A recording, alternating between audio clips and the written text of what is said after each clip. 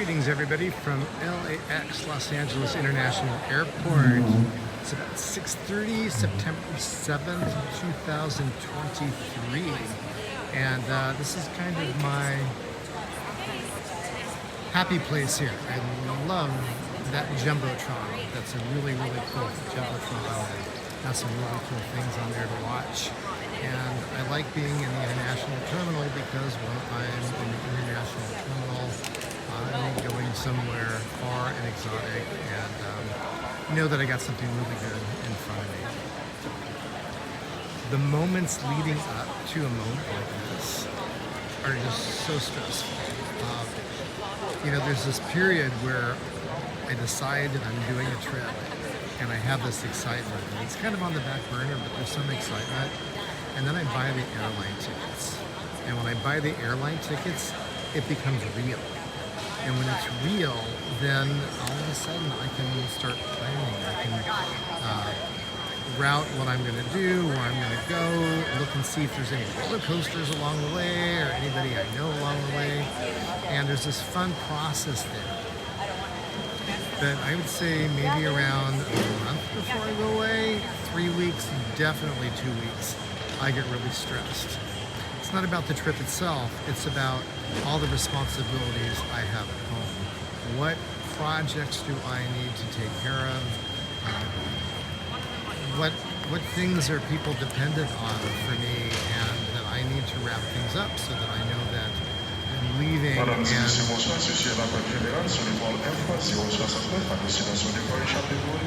Après la demande passager confirmée sur ce vol, vous présenter à la porte 206 pour l'embarquement au nom de votre KLM pour description. Must be French.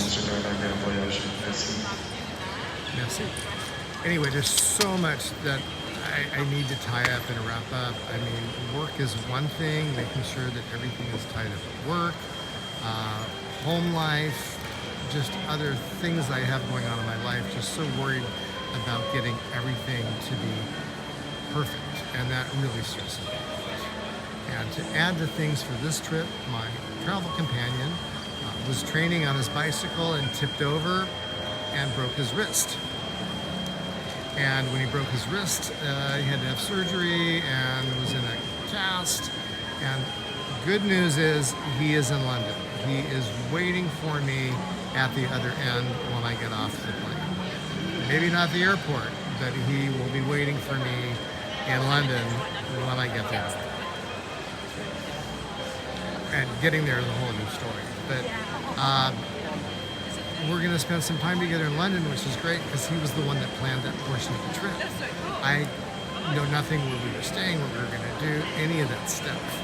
I planned the routing. I planned where we're going. I planned the roller coasters. I planned the different friends that we get to stop and visit along the way and the new friends we get to make. The trip was me. I did the trip. He did London. So there was a period there where we didn't know if he was going to make it to London or not. I was really stressed. I know from the past that I'll make it be what it needs to be. I always tend to make things work out. Part of this is having faith in my higher power, just knowing that there's an adventure ahead of me. And instead of seeing something as a roadblock, I will see it as a hurdle, something that I need to get over, through, whatever, but it's not going to stop me. And I'm a little worried about when I check my bags in because they don't have the little ID tags on there anymore. They just did the barcode. And the barcode also went on my strap, and my strap seemed to be ripping off my duffel bag, so I hope that my bag makes it to the airport when I get off. But you know what? If I need to buy all new equipment, guess what? I will do whatever it takes to make this an amazing journey. And while my friend is not going to be joining me on the road, we will be together for a few days in London, going to the ABBA concert, going to ride roller coasters at Thorpe Park. But after that, I'm getting in the saddle and I'm riding off alone through southern England to Dover, where I will be staying with a really nice couple. And after visiting them, I'm taking the ferry over to Calais, where I will ride to Plopsaland Pond and hopefully ride on the the Ride of Happiness. A lot of people are saying that's the best roller coaster in the world. Don't know how it can top Zadra in Poland, but I'm hopefully going to find out. And then make my way through Brussels, where I'll be staying with some more friends, riding some more roller coasters, and then eventually ending up outside of Amsterdam with another friend and riding more roller coasters. And hopefully hitting the Rijksmuseum as well. I have no idea about the weather. I am expecting rain, I'm expecting wind. Apparently there's a heat wave in London right now. I'm packed for it all. Whatever it happens to be, I'm going to be ready for. And being at the airport, past security, everything checked in. Whatever I did not get done at home, I didn't get done. You know, it'll be what it's going to be. And now I'm just looking forward and not looking backwards. So I hope that if you're following along, you follow along with the journey. Because you can only plan it so much, and the rest of it all depends on what's thrown my way. Anyway, I'm going to get something to eat here in a while. My plane was delayed, which adds a little bit more stress. The plan was to put the bike together once I get to the airport, get on the subway, take that to downtown London, and then meet up with Philip, my friend, get our pictures taken in front of the London Tower Bridge, get a picture of me with the bicycle loaded down in front of the London Tower Bridge, and then I guess it's about a 3-mile bike ride to the hotel. With the flight delayed, I arrive at 5 o'clock, and I don't know if it will be dark by the time I get to the Tower Bridge, and if I have to ride my bike in the dark to the hotel. It's a busy city. I'm sure they have bike lanes. I'm sure they have street lights. I've got lights, and as I always say, as long as it's not raining, how bad can it be? So that's my story, and we will see if things go as planned.